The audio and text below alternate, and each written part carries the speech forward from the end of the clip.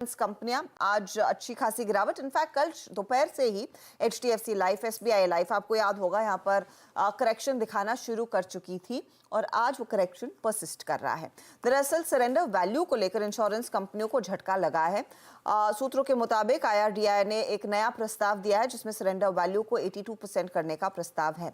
Exactly क्या मतलब है इस 82% की सरेंडर वैल्यू का? यश हमारे साथ हैं जो क्लोजली ट्रैक करते हैं इंश्योरेंस सेक्टर।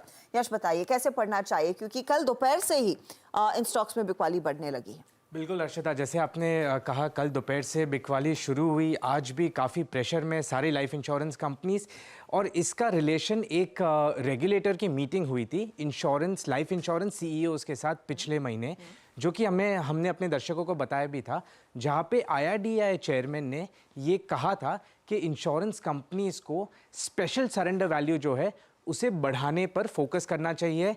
कैसे वो बढ़ाई जा सकती है वैल्यू पॉलिसी होल्डर्स के लिए, उस पे अपने सुझाव देने चाहिए। पिछले महीने से अब तक काफ़ी डिस्कशन हुए इंडस्ट्री और रेगुलेटर के बीच, और परसों जो है रेगुलेटर ने एक प्रपोजल सारे इंश्योरेंस कंपनीज को पर्सनली सेंड किया, जहां पे रेगुलेटर ने अपनी इच्छा बताई कि किस तरीके से स्पेशल सरेंडर वैल्यू जो कि इंश्योरेंस कंपनीज पॉलिसी होल्डर्स को देती है in case of early surrender of policy, वो बढ़ाई जा सकती है। इसी प्रपोजल के मद्देनज़र सारे इंश्योरेंस कंपनीज प्रेशर में हैं। इंश्योरेंस कंपनीज को अभी अपना जो फीडबैक है, ये जो अपना मत है, इस प्रपोजल पे सबमिट करना है, और इस मत को सबमिट करना है कल तक, यानी कि मई 31 तक। अगर वर्डिंग्स देखी जाए जो आईआरडीआई ने अपने प्रपोजल में कही है, पहले मैं वर्डिंग्स बताता हूँ और फिर उसका मतलब क्या होता है नंबर्स में वो भी बताता हूँ। पहला पॉइंट आईआरडीआई ने ये कहा है कि insurers will have to ensure that special surrender value is at least equal to expected present value of paid up sum assured and paid up future benefits. दूसरा इंपॉर्टेंट पॉइंट ये है कि जो स्पेशल सरेंडर वैल्यू कैलकुलेट करने के लिए interest rate देखा जाएगा, वो आपका 10 ईयर जीसेक यील्ड के बेसिस पे वो कैलकुलेट की जाएगी। अब मैं आपको इसका कैलकुलेशन बताता हूँ, और एक बहुत सिंपल सा एग्जाम्पल के थ्रू मैं ये आपको बताता हूँ। समझिए एक पॉलिसी है जिसका सम अश्योर्ड है 1 लाख रुपया, पॉलिसी टर्म है 10 साल, पॉलिसी का बोनस है 50,000, यानी कि मेच्योरिटी पे पॉलिसी होल्डर को 1.5 लाख रुपया मिलेगा।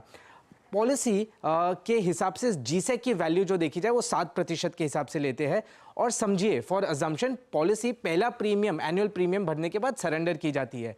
उस केस में सबसे पहले ये देखा जाएगा कि पेड अप सम अश्योर्ड क्या होगा। आईआरडीआई ने जो अपना फॉर्मूला सजेस्ट किया है उसके हिसाब से पेड अप सम अश्योर्ड निकलता है 15,000 रुपये। उसके बाद में जो अगली चीज़ देखी जाएगी ये पेड अप सम अश्योर्ड के थ्रू, वो देखी जाएगी कि future benefit, paid up future benefit क्या निकलेगा। उसके लिए भी आईआरडीआई ने एक फॉर्मूला सजेस्ट किया है। उसके हिसाब से paid up sum assured future benefit value, यानी कि स्पेशल सरेंडर वैल्यू जो निकल के आती है, वो होगी 8,160 रुपये तकरीबन। जिस पॉलिसी होल्डर ने 10,000 रुपये प्रीमियम भरा है 1 साल का, उसे अगर वो सरेंडर करता है पॉलिसी 1 साल के बाद, तो उसे 8,160 रुपये एज सरेंडर वैल्यू दिए जाएंगे। अभी इसमें काफ़ी उतार चढ़ाव रहे हैं इस पर्टिकुलर प्रपोजल पे। सबसे पहला प्रपोजल आया था दिसंबर 2023 में, जहां पे आईआरडीआई ने कहा था कि सरेंडर वैल्यू बढ़ाकर 82% ऑफ द प्रीमियम पेड कर दी जाएगी। काफी चिंता का विषय था सब लाइफ इंश्योरेंस कंपनीज के लिए, काफी बिकवाली तब भी आई थी और काफी रेजिस्टेंस भी आया था उनके थ्रू।